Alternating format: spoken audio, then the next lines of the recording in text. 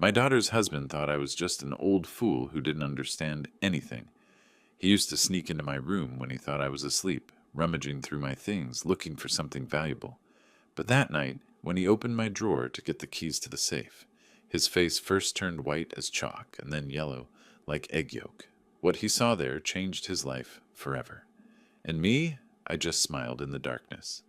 Before we continue, please subscribe to the channel and let us know where you are listening in the comments. The fork froze halfway to my mouth when Charlie's voice cut through our peaceful dinner conversation. So, David, that safe upstairs, what kind of lock does it have?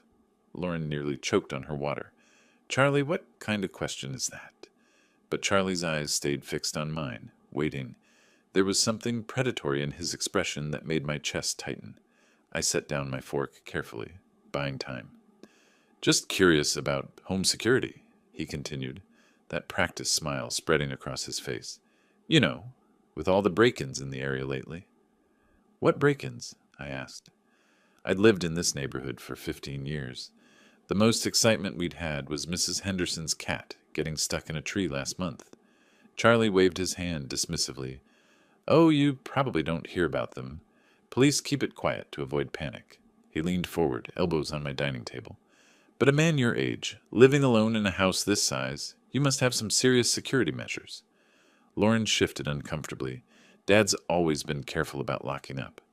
Right, but what about insurance? Charlie's voice grew more insistent. I mean, if something happened to you, God forbid, Lauren would need to know where everything important is kept, wouldn't she? The room felt smaller suddenly. I watched Charlie's face, noting how his pupils dilated slightly when he mentioned my hypothetical demise, how his fingers drummed against the table when I didn't immediately respond. I have everything organized, I said finally. Lauren knows what she needs to know. But does she know about the key? The question hung in the air like smoke. Lauren looked between us, confusion creasing her brow. What key? She asked. Charlie's smile widened. The one in your dad's bedroom drawer. The one that... How do you know about any key in my bedroom? The words came out sharper than I intended. For just a moment, Charlie's mask slipped. I saw something cold and calculating flash across his features before the concerned son-in-law expression returned. I was looking for aspirin last week when my head was killing me, he said smoothly.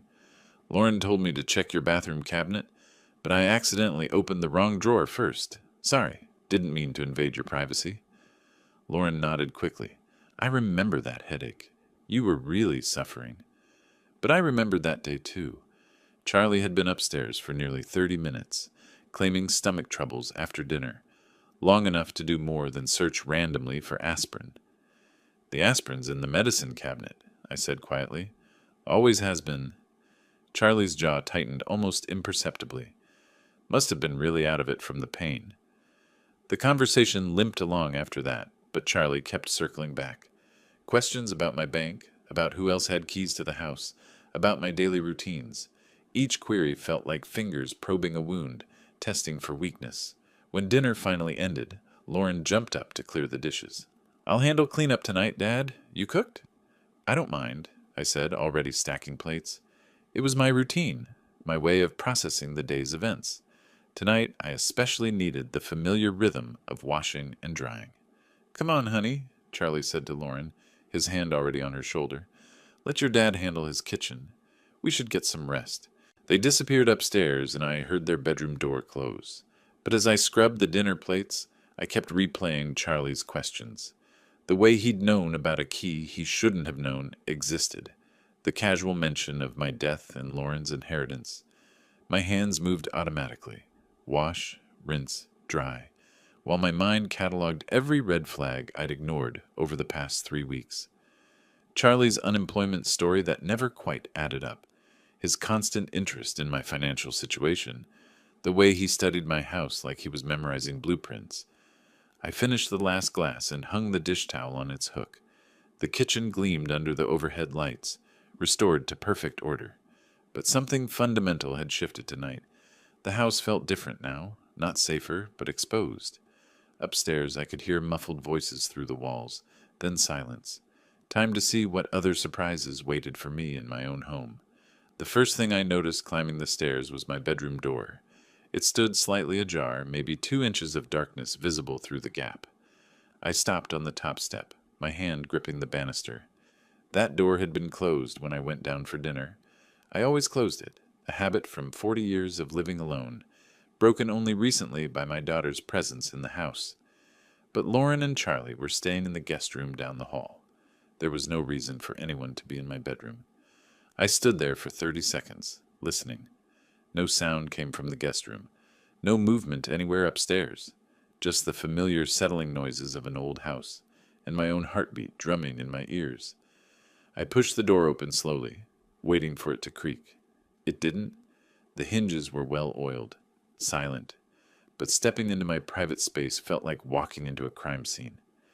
Everything looked normal at first glance. The bed was still made, corners tight and perfect. My reading glasses sat on the nightstand where I'd left them. The lamp stood at the same angle. But my eyes, trained by decades of methodical living, caught the discrepancies immediately. The closet door hung open exactly 4 inches. I always closed it completely. The slight gap would have bothered me all night. My dresser drawers weren't quite flush anymore. The second drawer from the top, where I kept important papers, had been pushed in carelessly. A corner of manila folder peeked out like a yellow tongue. My stomach clenched. I moved to the dresser, pulling out the drawer fully. The folders inside had been rifled through, returned in approximately the right order, but not exactly. Someone had been thorough, but not careful enough. Insurance papers were mixed with bank statements. My will, normally kept in the back folder, had migrated toward the front, and the small brass key I kept taped under the drawer's lip was gone. I checked twice, running my fingers along the wooden surface where the tape had been. Nothing. The key that opened my safe, the safe Charlie had asked about so casually at dinner, had been discovered and taken. My hands started shaking, not from fear but from rage. This wasn't random. This wasn't opportunistic. Someone had entered my private sanctuary and systematically violated it, searching for specific items. Someone who knew exactly what to look for and where to find it. I moved to the safe, a small but sturdy model, bolted inside my walk-in closet. The digital lock still worked, but that didn't matter anymore. Charlie had the key to the manual override. Standing in my closet, surrounded by decades of accumulated possessions, I felt utterly exposed. How long had he been planning this? How many times had he been in here while Lauren and I were downstairs, cataloging my belongings like items in a store? The violation went deeper than theft. This was personal, intimate. Someone had touched my private papers, had seen my financial records, had handled things meant for no one but me. The careful boundaries I'd built around my life had been crossed with surgical precision. But Charlie had made one crucial mistake. He'd assumed I wouldn't notice, that I was just another oblivious old man, too trusting and too tired to pay attention to details. He was wrong. I closed the dresser drawer carefully, leaving everything exactly as I'd found it. If Charlie thought he was operating in secret, I needed him to keep believing that. Let him think his intrusion had gone undetected. Let him proceed with whatever plan he was hatching. Because now I knew what I was dealing with. This wasn't about unemployment or temporary financial hardship. This was about theft. Premeditated, calculated theft by someone who'd spent weeks studying my routines and vulnerabilities. Someone who was sleeping down the hall with my daughter. I turned off the bedroom light and began getting ready for bed, moving through my normal nighttime routine. But every action felt different now, performed for an invisible audience. Was Charlie listening? Did he know I'd discovered his search? As I pulled back the covers, one thought crystallized in my mind. Tomorrow, I would start gathering evidence. Tonight, I would lie awake and plan. But first, I needed to know exactly what I was up against. Sleep was impossible. I lay in bed, staring at the ceiling, my mind cycling through the evening's revelations. Every small sound made me tense. The house settling, wind through the trees outside, the faint hum of the refrigerator 2 floors below. At 11:47 p.m., according to my bedside clock, I heard movement downstairs. Soft footsteps crossed the living room floor. Not Lauren's light step, something heavier, more deliberate. Charlie. I remained perfectly still, controlling my breathing, listening as the sounds moved toward the front of the house. Then, barely audible through the old house's thin floors, I heard his voice. Yeah, it's me. Everyone's asleep. A phone call. Charlie was making a phone call at midnight, speaking in whispers he thought no one could hear. I eased myself up in bed, careful not to let the mattress creak. The hardwood floor was cold against my bare feet as I moved closer to the heating vent that connected my bedroom to the living room below. Sometimes sound traveled through the old ductwork in unexpected ways. The old man's definitely loaded. Charlie's voice drifted up, clearer now. I found bank statements, investment portfolios, the whole thing. We're talking serious money here. My blood went cold. We're talking. He wasn't working alone. Tomorrow night, Charlie continued, Lauren's going to her book club meeting. She goes every Tuesday, 7 to 9. Gives us perfect timing. I grabbed my phone from the nightstand, hands trembling as I opened the voice recording app. Whatever came next, I needed evidence. I already have the safe key, Charlie was saying. Grabbed it earlier today while they were having dinner. The old fool keeps everything important in there.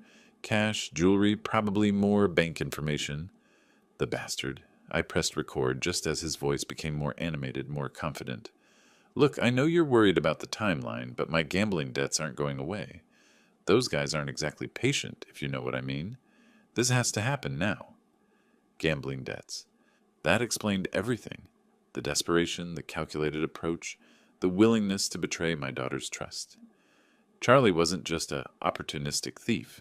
He was a desperate man, backed into a corner by his own stupidity. David's just some lonely old widower. Charlie's voice carried a sneer now. Probably grateful for the company. He has no idea what's coming. Hell, he was asking me about home security at dinner tonight. Practically handed me the information I needed. Rage built in my chest, hot and consuming. The casual dismissal in his voice. The way he reduced me to a stereotype. A easy mark. But I forced myself to stay quiet. To keep recording. The beauty is he'll never suspect family. Even if he figures out something's missing, Lauren will convince him he just misplaced stuff. You know how old people get about their memory? Old people. I was 66, not 96. My memory was sharp enough to remember every word of this conversation. Trust me, by Thursday we'll be clear. I'll tell Lauren we got a job offer in another state. Something urgent. We'll be gone before the old man knows what hit him. Charlie was silent for a moment, listening to whoever was on the other end. Then he laughed, a sound that made my skin crawl. Yeah, well, maybe he should have been more careful about who he let into his house. Life lesson, right? The call ended. I heard Charlie moving around downstairs for another minute, probably checking locks or windows. Then his footsteps on the stairs, careful and quiet. I quickly stopped the recording and slipped my phone under my pillow. The bedroom door was still slightly ajar from his earlier search. I hadn't dared fix it and reveal that I'd noticed. Through the gap, I watched his shadow pass in the hallway. The guest room door opened and closed softly. For a long time after that, I lay in the darkness, processing what I'd learned. Charlie had gambling debts serious enough to involve dangerous people. He had an accomplice. He planned to rob me tomorrow night during Lauren's book club meeting, and he intended to disappear immediately afterward, taking my daughter with him into whatever mess he'd created. The violation of my bedroom suddenly seemed small compared to this larger betrayal. Charlie wasn't just stealing from me. He was using Lauren as cover, manipulating her love and trust to set up his crime.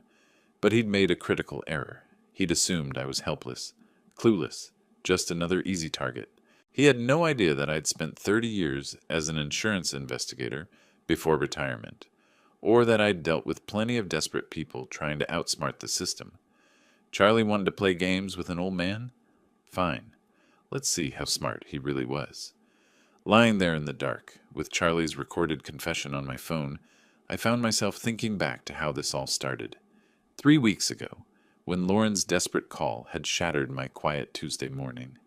I'd been reading the newspaper, coffee growing cold beside me, when my phone rang. Lauren's name on the screen always made me smile, but her voice that day was different, strained, frightened. Dad, I know it's early, but... She'd paused, and I could hear her struggling not to cry. Charlie lost his job last month. We've been trying to manage, but we're behind on the mortgage, and... How far behind? I'd asked immediately, already reaching for my checkbook. 3 months? Dad, I hate to ask, but could we maybe stay with you for a while? Just until Charlie finds something new? The relief in her voice when I said yes had been heartbreaking. My little girl, 32 years old, and too proud to ask for help until she had no choice. Of course she could come home. Of course I'd help. But even then, something had nagged at me about Charlie's situation. He'd worked for the same company for 8 years, Lauren had said. Good employee reviews. The layoffs had been sudden, unexpected. Yet when I'd asked Lauren for details, her answers were vague. Charlie handled the finances, she explained. He was managing the job search. She trusted him to figure it out. I should have pressed harder, should have asked more questions. 3 days later, they'd arrived with a U-Haul truck and too many boxes for a temporary stay. Lauren had hugged me tight on the doorstep, tears in her eyes, whispering thank you over and over. But Charlie had been different, cooler, his handshake firm but brief, his eyes already scanning my house with an intensity that should have alarmed me. Nice place, David, he'd said, walking through my living room like he was appraising it. Must be worth quite a bit in today's market. At the time, I'd chalked it up to natural curiosity. Now I realized he'd been calculating, evaluating, planning. During their first week, I'd tried to make them comfortable, cleared space in the guest closet, adjusted my routines to accommodate 3 people instead of 1. Lauren had settled in easily. She knew the house, knew my habits.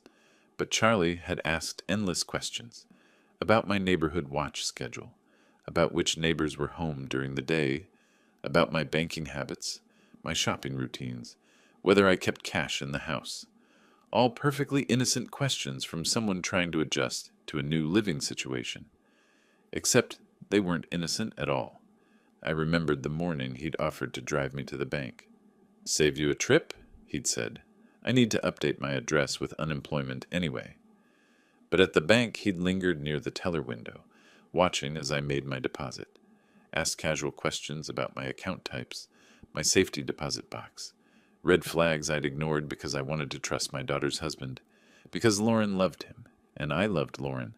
The gambling should have been obvious, too. Charlie's phone rang constantly, calls he always took in private, stepping outside or into another room. He'd claimed it was potential employers, networking contacts, but I'd noticed how his mood shifted after these calls. The tension in his shoulders, the way he'd pace afterward. And the mail. Financial statements addressed to Charlie had been arriving at my house for 2 weeks. Credit card companies, collection agencies. I'd assumed they were just updating his address after his job loss. Now I understood they were dunning notices, final demands, threats. Lauren knew none of this. She trusted Charlie completely, took his explanations at face value. When he said he was handling their finances, she believed him. When he said the job market was tough, but he had prospects, she supported him. She had no idea her husband was drowning in gambling debt, had no clue that her childhood home was being surveilled like a target. My trusting, loving daughter was being used as the perfect cover for theft. The thought brought me back to the present moment, to my dark bedroom and the weight of Charlie's recorded confession on my phone. In 12 hours, he planned to rob me. In 36 hours, he planned to disappear with Lauren, dragging her into his web of debt and deception. But he'd made one catastrophic miscalculation. He'd assumed I was just a lonely old man, grateful for company and easy to fool. I wasn't lonely. I was careful. I was observant.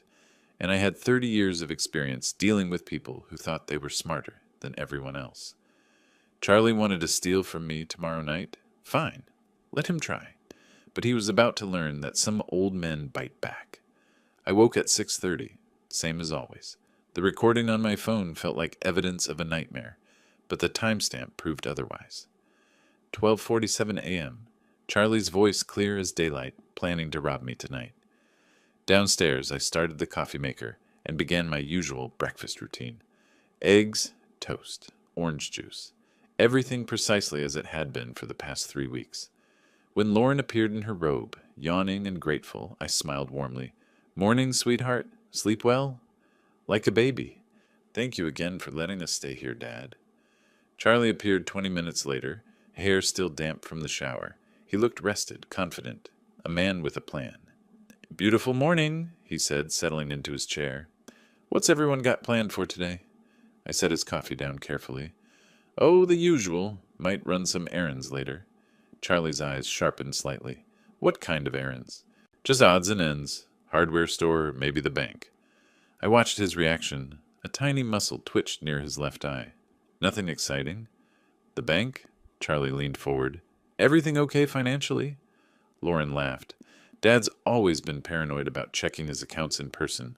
Old habits. Not paranoid, I corrected mildly. Careful. You can't be too careful these days. Charlie nodded too enthusiastically. Absolutely right. Identity theft, online scams. It's a jungle out there for someone your age. Someone my age. There it was again, that casual dismissal, wrapped in false concern. Speaking of careful, Charlie continued, I've been thinking about your home security. This neighborhood seems pretty quiet, but you never know. It's perfectly safe, Lauren interjected. Dad's lived here 15 years without problems. But Charlie wasn't listening to his wife. His attention stayed locked on me. Still, a man living alone. Valuable things in the house? It pays to be prepared. You mentioned that safe upstairs. Is that where you keep important documents? I took a slow sip of coffee, considering my response. Some things, yes. What about cash? I mean, if the banks went down or something happened, it's smart to have emergency funds readily available. The audacity was breathtaking. He was sitting at my breakfast table, eating food I'd prepared, asking me to inventory my assets for his convenience. I have what I need, I said simply. Charlie tried a different approach. You mentioned being a heavy sleeper last week. That's good. I worry about older folks who can't get proper rest. I hadn't mentioned any such thing, but I nodded anyway. Oh yes, once I'm out, I'm dead to the world, especially lately. I've been so tired in the evenings. That's normal at your age, Charlie said. Your body needs more rest. Lauren shot him a look. Charlie, that's rude. No, he's right, I said quickly. I usually take something to help me sleep. Knock me right out until morning. Charlie's posture relaxed noticeably. Perfect. Let him think I'd be unconscious and helpless tonight. Well, I should let you folks plan your day, I said, standing to clear the dishes. I'll probably turn in early tonight. All this family activity has me more tired than usual.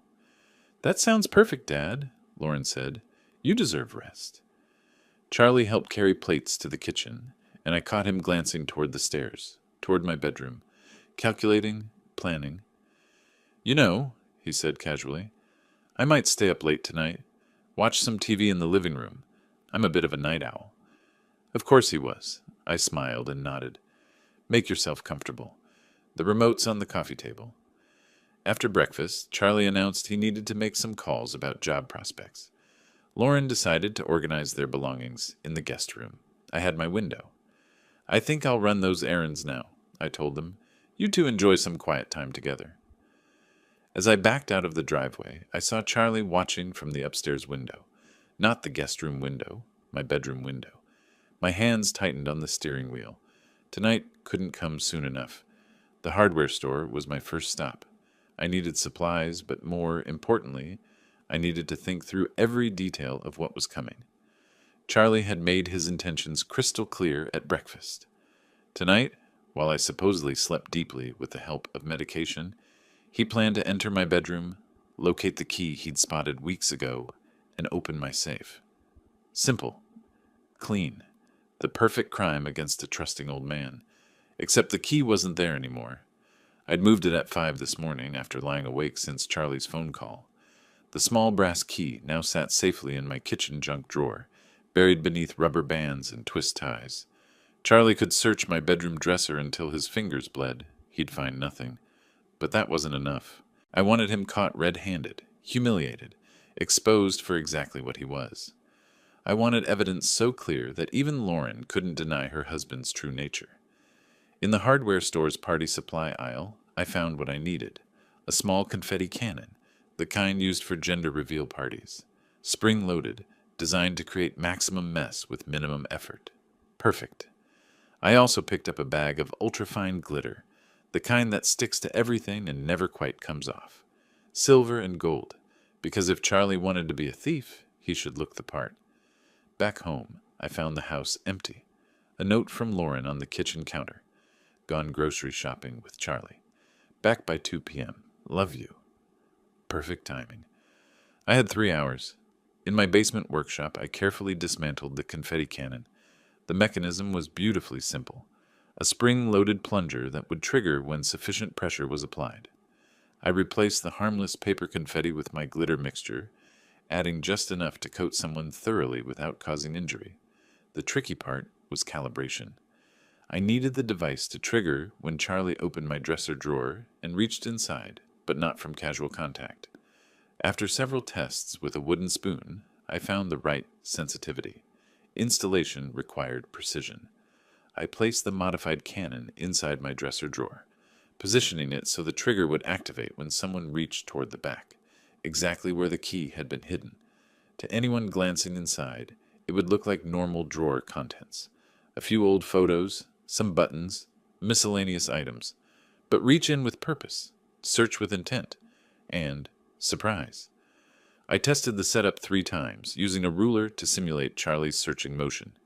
Each test triggered perfectly, sending a cloud of glitter exactly where an intruder's face and hands would be. The device reset easily, ready for its real performance. Next came the key placement deception. I positioned a dummy key in plain sight near the front of the drawer, an old luggage key that looked similar enough to fool someone in a hurry.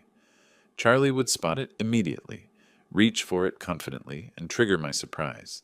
The beauty was in the psychology. Charlie expected stealth, silence, success. He'd budgeted for a quick, quiet theft. He hadn't planned for a glitter explosion that would mark him as clearly as a die pack marks bank robbers. By 1:45 p.m., everything was in place. The drawer looked innocent and normal. The trap was armed and ready. Charlie would walk into my bedroom tonight, expecting to find a helpless victim. Instead, he'd find 24-karat justice. I heard car doors slamming in the driveway. Lauren and Charlie returning from their shopping trip, probably feeling domestic and normal. Charlie had no idea his crime scene had become a trap. I closed the dresser drawer gently and headed downstairs to greet them, wearing my best grandfatherly smile. Tonight was going to be very interesting. I need to run out for a quick errand, I announced after lunch. Won't be long. Lauren looked up from unpacking groceries. Need help with anything, Dad?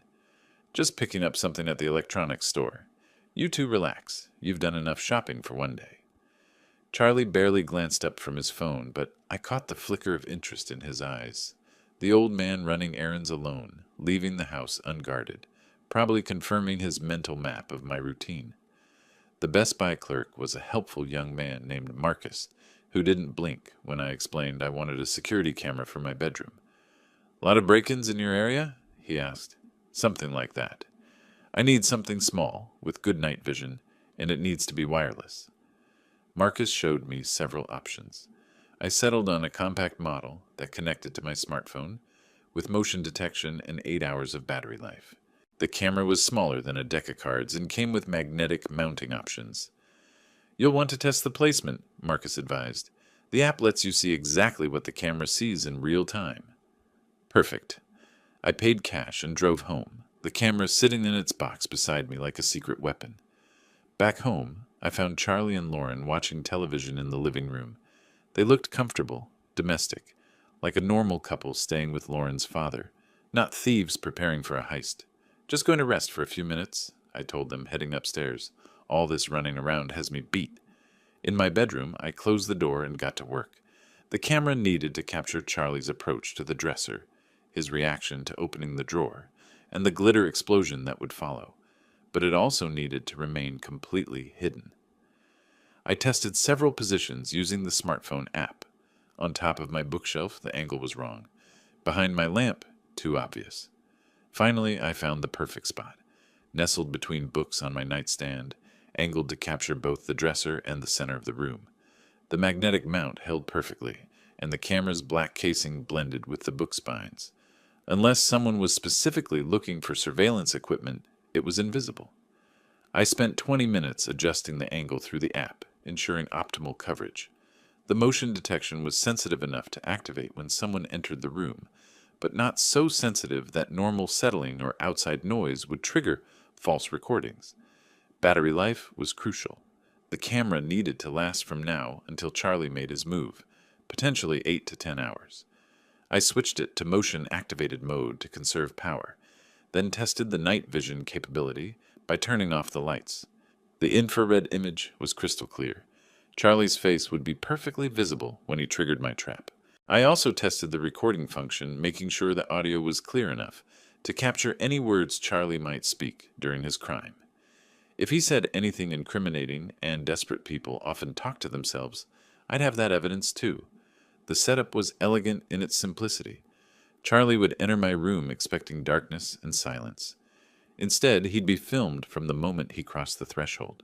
The camera would capture his search, his discovery of the dummy key, his reaching into the drawer, and the spectacular glitter explosion that followed. Visual evidence, audio evidence, and physical evidence, all in one beautiful package. I repositioned a few books to better camouflage the camera, then stood back to admire my work. Everything looked normal, innocent, just an old man's bedroom, ready for a peaceful night's sleep. Downstairs, I could hear Lauren and Charlie talking quietly, planning their evening, no doubt. Charlie was probably calculating the hours until his theft window opened.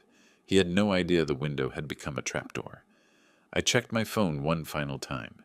The camera feed was clear, the recording function active, the battery showing full charge. Everything was ready. Tonight, Charlie would finally show his true colors, and thanks to modern technology, every moment would be preserved in high-definition detail. Let the games begin. Dinner passed peacefully, with Lauren chatting about neighborhood changes and Charlie checking his phone frequently. I played my part perfectly, the tired grandfather, ready for an early bedtime after a busy day. By 8 o'clock, we'd settled in the living room. Lauren curled up with a book while I claimed my usual armchair, making a show of rubbing my temples. "Long day," I murmured. "Think I'll turn in early tonight." Charlie looked up from his phone immediately. "Actually, David, I was hoping we could share a drink first. You know, father and son-in-law bonding time." The suggestion came out of nowhere, but his tone was carefully casual. Too casual. "That's sweet," Lauren said, not looking up from her book. "You two should spend more time together." "I was thinking about that bottle of Macallan I saw in your kitchen," Charlie continued. "Premium stuff, perfect for a nightcap." I kept my expression neutral, but internally I was fascinated. Charlie had been planning this conversation probably since breakfast. The timing, the suggestion, the specific mention of expensive whiskey. Nothing was accidental. "I appreciate the thought," I said, "but I'm on medication that doesn't mix well with alcohol." Charlie's smile tightened almost imperceptibly. "Come on, one small glass won't hurt. We're practically family." "Really, I should avoid it entirely." "Dad's right," Lauren chimed in. "The doctor was very specific about his blood pressure medication." But Charlie wasn't giving up easily. "What about just a toast, then? A tiny sip to celebrate." He paused, searching for something to celebrate. "To family." The persistence was telling. A normal person would have accepted my first refusal, graciously. Charlie was pushing because he needed me to drink something specific, something that would ensure I slept deeply tonight. "I tell you what," he said, standing up. "I'll pour myself a glass, and we can just sit and talk. No pressure for you to drink." He disappeared into the kitchen before I could object. I heard cabinet doors opening, the clink of glass. When he returned, he carried 2 tumblers, one with amber liquid, one empty. "Changed my mind," he said, settling back onto the couch. "Poured you just a splash. For the toast. Barely a teaspoon." He held out the second glass. The whiskey inside caught the lamplight, looking innocent enough. But I'd investigated insurance fraud for 30 years, and desperate people always got sloppy. "Charlie, I really can't." "One tiny sip," he insisted. "Lauren, tell your father one sip won't kill him." Lauren looked between us, sensing tension she couldn't identify. "If Dad says no, maybe you should respect that." Charlie's jaw tightened. For just a moment, his mask slipped completely. I saw frustration, calculation, and something close to panic flicker across his features. "You know what?" I said, standing carefully. "I'm more tired than I thought.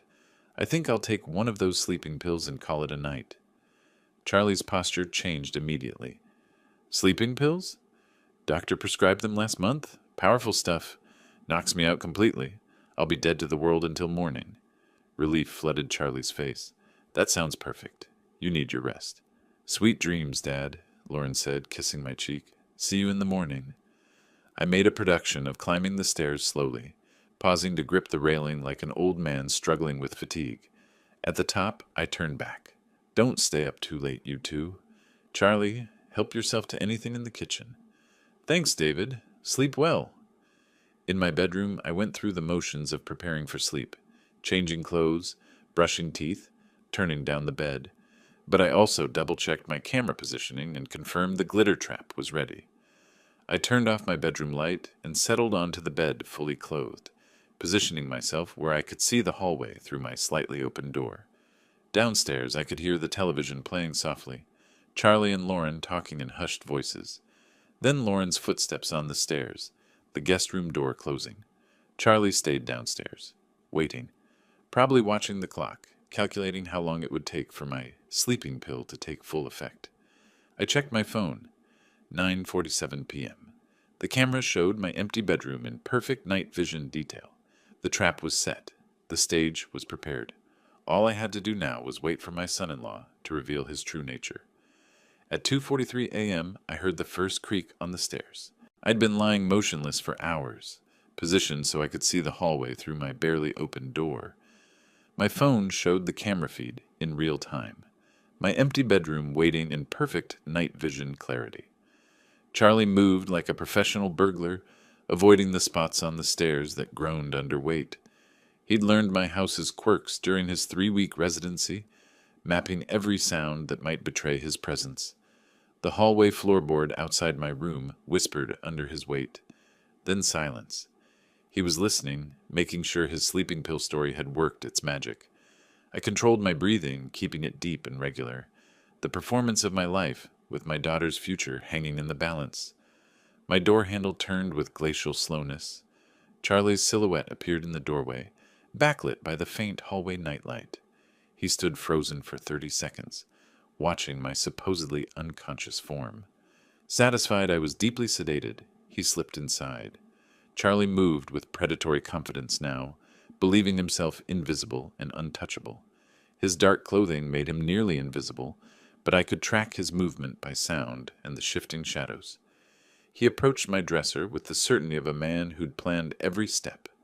3 weeks of reconnaissance had taught him exactly where to find what he needed. The key that would unlock my safe, my security, my life savings. I watched him position himself directly in front of the dresser. His hands reached for the second drawer, the one containing my hidden key and his spectacular surprise. The drawer slid open smoothly. For a split second, Charlie's posture radiated triumph. He'd found his target, reached inside confidently, fingers seeking the brass key that would solve all his problems. Then my confetti bomb exploded. Boom! The sound was magnificent, like a party favor crossed with a small cannon. Silver and gold glitter erupted in a glorious cloud, coating Charlie from head to toe in sparkling confetti. The explosion echoed through the house like celebratory gunfire. Charlie stumbled backward, cursing violently as glitter settled in his hair, on his clothes, across his shocked face. He looked like he'd been attacked by a craft store explosion, transformed into a walking disco ball. "What the hell?" he gasped, brushing frantically at the glitter that clung to everything. I performed my awakening with Academy Award precision, sitting up with startled confusion. "What on earth?" I called out, reaching for my bedside lamp. "What was that noise?" Light flooded the room, revealing Charlie in all his glittering glory.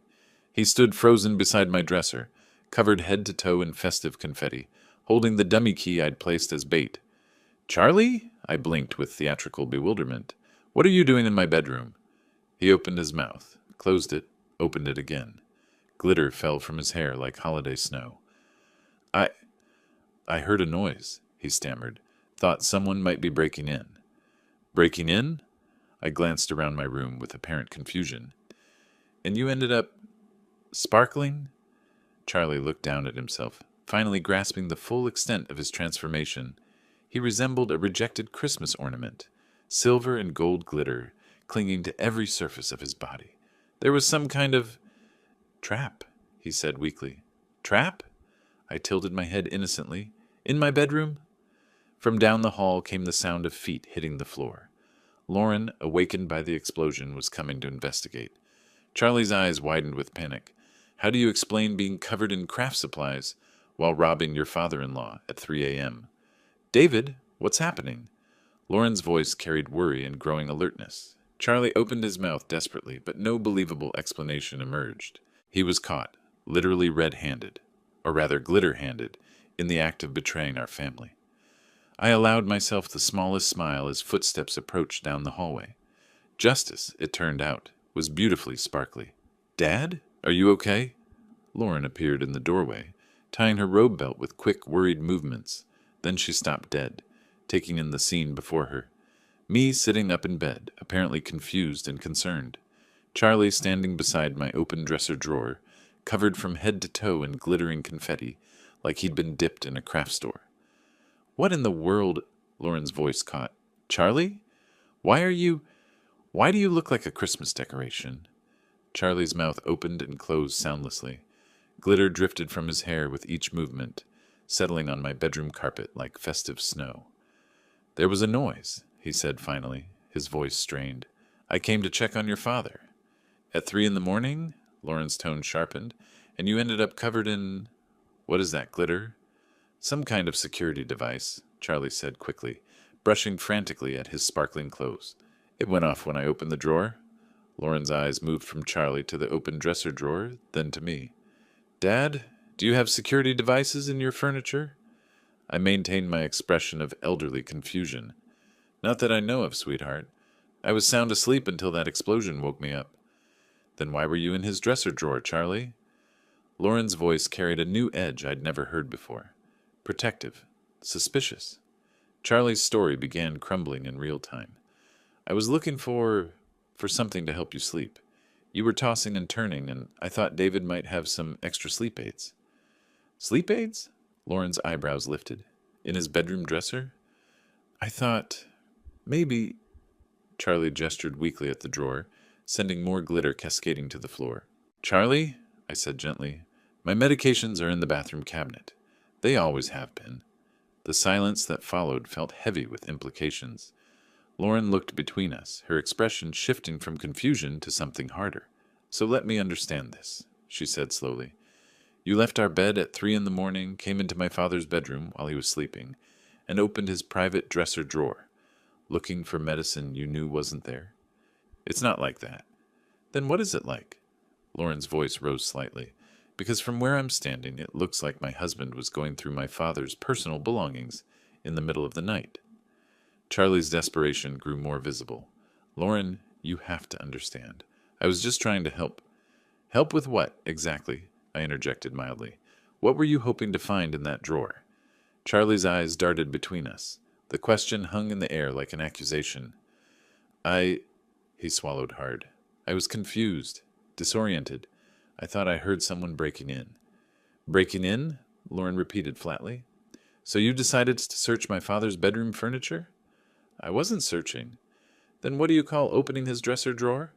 Charlie's glitter-covered hands clenched into fists. "Why are you interrogating me like this? I'm your husband." The defensive anger in his voice seemed to hit Lauren like a physical blow. She took a step back, and I saw something change in her expression, the last traces of trust beginning to crumble. "You're right," she said quietly. "You are my husband, which is why I'm asking you to explain why you're standing in my father's bedroom at 3 in the morning, covered in craft supplies, with your hand in his private drawer." Charlie looked trapped, cornered by the weight of his own implausible explanations. Glitter continued to fall from his clothes like evidence of his guilt. "I can explain everything," he said desperately. "Then please do." Lauren crossed her arms. "Because right now I'm very confused about what my husband was doing in here." I watched my daughter's face and saw the exact moment her protective instincts shifted from Charlie to me. The moment she began to see the situation not as a misunderstanding, but as a threat to her father. Charlie must have seen it too, because his next words came out edged with panic. "Lauren, you have to trust me." But trust, once broken by glitter and lies, isn't easily repaired. Lauren's eyes stayed fixed on Charlie, and I could see her mental wheels turning, processing, analyzing, drawing conclusions that her heart didn't want to accept. "Charlie," she said slowly, "I need you to tell me the truth. Right now. What were you really doing in my father's bedroom?" Charlie opened his mouth, but I knew the moment had come. My daughter deserved better than watching her husband spin more lies. She deserved the truth, no matter how much it would hurt.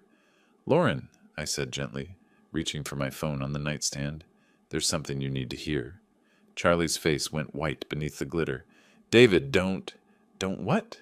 Lauren's voice sharpened dangerously. "Don't what, Charlie?" I found the recording from 2 nights ago and held up my phone. "Sweetheart, I recorded something last night. A phone conversation. I think you should listen to it." "No," Charlie said quickly. "Lauren, whatever he thinks he heard—" "Be quiet," Lauren snapped, never taking her eyes off me. "Dad, play it." I pressed play. Charlie's voice filled the room, clear and damning. "Yeah, it's me. Everyone's asleep. The old man's definitely loaded. I found bank statements, investment portfolios, the whole thing. We're talking serious money here." Lauren's face went completely still. Her eyes widened as she listened to her husband's voice discussing my finances with a stranger.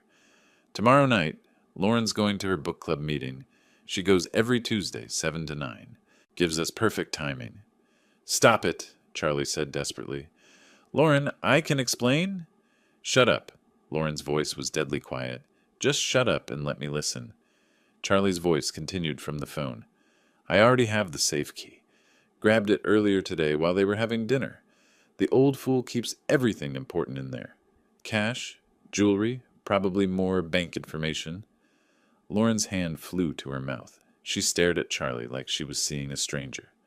"Look, I know you're worried about the timeline, but my gambling debts aren't going away. Those guys aren't exactly patient, if you know what I mean." "Gambling debts," Lauren whispered. "What gambling debts?" The recording continued. "David's just some lonely old widower. Probably grateful for the company. He has no idea what's coming." I watched my daughter's face crumble as she heard her husband's casual dismissal of me, his assessment of my vulnerability, his cold calculation of how to exploit my kindness. The beauty is, he'll never suspect family. Even if he figures out something's missing, Lauren will convince him he just misplaced stuff. You know how old people get about their memory. Lauren made a sound like she'd been physically struck, her husband's voice discussing how to use her trust to cover his theft of her father. "Trust me, by Thursday we'll be clear. I'll tell Lauren we got a job offer in another state. Something urgent. We'll be gone before the old man knows what hit him." I stopped the recording. The silence that followed was deafening. Lauren stared at Charlie, tears streaming down her face. "Gambling debts?" she whispered. "You were going to rob my father?" "Lauren, listen to me. You called him a lonely old fool." Her voice broke. "You were going to steal from him and then disappear, taking me with you as your cover story." Charlie tried to step toward her, but she backed away like he was dangerous. "How much?" she demanded. "How much do you owe?" "It doesn't matter." "How much?" Charlie's shoulders sagged. 47,000. Lauren's legs seemed to give out. She sank against the doorframe, staring at the man she'd married. "You've been lying to me for months," she said, "about everything. The job loss, our finances, why we really needed to stay here. I was trying to protect you. By planning to rob my father?" Lauren's voice rose to a shout. "By using me as your alibi, while you destroyed the man who raised me?" Charlie tried once more. "Lauren, we can work this out." "No." Lauren straightened and I saw steel enter her spine. "No, we can't. You planned to victimize my father. You called him names. You were going to let me believe he was losing his memory while you stole from him." She looked at Charlie with disgust. "Get out." "Lauren, get out of my father's house. Now." For the first time since I'd known him, Charlie had nothing to say. Charlie stood there for another 10 seconds, glitter still falling from his hair like tarnished snow. Then something in Lauren's expression, pure protective fury, finally convinced him that his marriage was over. "This isn't finished," he said, his voice turning ugly. "Half of everything we own is mine. I'll get my share." "You mean half of our debt?" Lauren's voice was ice cold. "Because that's all we have, Charlie. Debt. Gambling debt that I knew nothing about. I'll fight you in court." "With what money?" Lauren stepped closer to him, and I was proud to see she wasn't backing down. "You just admitted you owe $47,000 to dangerous people. What exactly are you going to fight me with?" Charlie's bravado crumbled. He looked at me with something approaching hatred. "This is your fault, old man. You turned her against me." "No," Lauren said firmly. "You did that yourself. When you decided to plan a robbery instead of asking for help? When you called my father names? When you lied to me for months? Charlie tried one last desperate approach. Lauren, we're married. We took vows. You broke those vows when you planned to commit a felony against my family. Lauren pointed toward the door. Get your things and get out. Now. I watched Charlie realize that his con was truly over. No more manipulation, no more lies, no more playing the victim. Lauren had heard his own words condemn him. He left the room without another word, tracking glitter through my house like a trail of evidence. We could hear him in the guest room, throwing clothes into bags with bitter violence. Lauren sank into my bedside chair, looking exhausted. Dad, I'm so sorry, she whispered. I brought him into your home. I put you in danger. Sweetheart, you couldn't have known. I should have seen the signs, the phone calls, the way he asked questions about your money. She looked up at me with tear-filled eyes. How long have you known? Since the night before last. I heard that phone call and knew I had to protect both of us. Lauren managed a weak smile. The glitter bomb was genius. I wanted him caught red-handed, or should I say glitter-handed. That earned me a genuine laugh, even through her tears. Charlie reappeared in the doorway with 2 hastily packed bags, still sparkling like a defeated party favor. Lauren, leave your key on the kitchen counter, she said without looking at him. Don't contact me. My lawyer will contact yours. Charlie opened his mouth to argue, then seemed to realize the futility. He walked away, and a minute later we heard the front door slam. Lauren and I sat in silence for a few moments, listening to Charlie's car start and drive away into the night. Can I stay here? Lauren asked quietly, just until I figure things out. Sweetheart, this is your home for as long as you want it. 3 months later, I was making coffee when Lauren came downstairs, dressed for her new job at the local library. She'd taken to morning routines with the same methodical precision I'd always admired. Morning, Dad. Morning, sweetheart. Sleep well? Like a baby. She poured herself coffee and settled at the kitchen table. Any regrets about the great glitter trap of March? I chuckled. Only that I didn't film his face when it exploded. Lauren's divorce had been finalized 2 weeks ago. Charlie had contested nothing. Hard to argue property division when you're facing potential criminal charges and $47,000 in gambling debt. Library busy today? I asked. Story time at 10, then I'm helping Mrs. Patterson research her genealogy? Lauren smiled. I love it there. Quiet, peaceful, full of people who actually appreciate books. She paused at the door. Thank you, Dad, for protecting me, for handling everything so elegantly. Thank you for trusting me when it mattered most. After she left, I sat in my kitchen, sipping coffee and reading the newspaper. The house felt peaceful in a way it hadn't for months. No tension, no lies, no one calculating how to exploit my kindness. My phone buzzed with a text from Lauren. Forgot to mention, Mrs. Henderson asked if you'd help her install a security system. Apparently word got around about your innovative home protection methods. I laughed out loud. Maybe I should patent the confetti bomb approach to home security. Outside, spring was settling over Coeur d'Alene. My neighborhood remained quiet and safe, just as it had been before Charlie's brief invasion of our lives. Sometimes justice comes from courtrooms and police. Sometimes it comes from trusting your instincts, setting careful traps, and letting people reveal their true natures. And sometimes justice sparkles. If you like this story, please like this video, subscribe to the channel, and share your impressions of this story in the comments. To listen to the next story, click on the box on the left. Thank you for watching.